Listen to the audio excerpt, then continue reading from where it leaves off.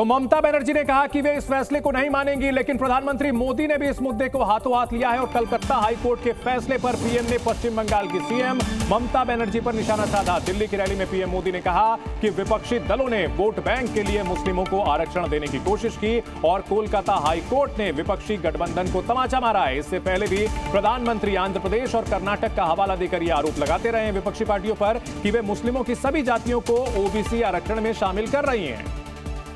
पश्चिम बंगाल की सरकार ने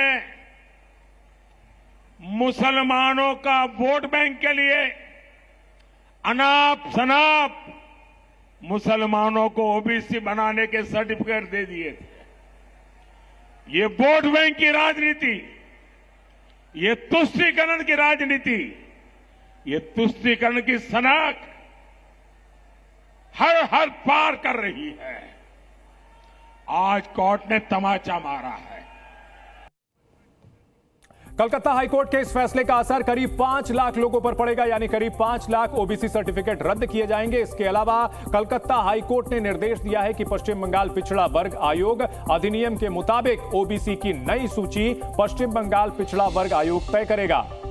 तो पश्चिम बंगाल में ओबीसी आरक्षण को लेकर के बड़ा घमासान, 2010 के बाद के सर्टिफिकेट रद्द किए जाएंगे। अब आपको एक बार फिर से पूरा ये मामला हम समझाते हैं कि आखिर ये मामला पूरा है क्या और इसको लेकर के इतना विवाद क्यों हो रहा है। 2010 में तत्कालीन वामपंथी सरकार, जो लेफ्ट पार्टियों की सरकार थी, उसने पिछड़ा वर्ग आयोग बनाया था।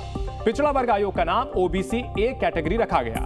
ममता सरकार ने ओबीसी ए कैटेगरी को जारी रखा, लेकिन 2011 में उस कैटेगरी में नए वर्ग जोड़े गए। कुल 42 नए वर्गों को जोड़ा गया। यह प्रस्ताव विधानसभा से पास होना था, लेकिन विधानसभा से पास नहीं कराया गया। पिछड़ा वर्ग आयोग की सलाह भी नहीं ली गई। नए वर्ग जुड़े तो कुछ लोग कोर्ट गए। दावा किया गया कि नियम विरुद्ध बने सर्टिफिकेट और ये बनाए गए हैं, लेकिन यह भी दावा किया गया कि असली पिछड़ों को सर्टिफिकेट नहीं मिले। वोट बैंक की राजनीति के तहत ये सर्टिफिकेट बांटे गए। कोर्ट ने इन दावों को सही पाया और सर्टिफिकेट को निरस्त कर दिया है, लेकिन इस मुद्दे पर लोकसभा चुनाव चलते हुए यह फैसला आया है और ऐसे में इस पर बड़ा सियासी संग्राम छिड़ चुका है।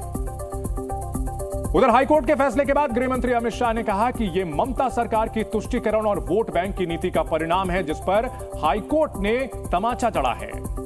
ममता बनर्जी पिछड़े वर्ग के रिजर्वेशन के ऊपर अपने वोट बैंक के लिए डाका डालकर वो रिजर्वेशन मुस्लिम जातियों को देना चाहती है। ये पूरा इंडिया अलायंस, कांग्रेस तेलंगाना और कर्नाटक में ओबीसी के रिजर्वेशन पर डाका डाला, अब ममता बनर्जी ने ओबीसी के रिजर्वेशन पर डाका डाला।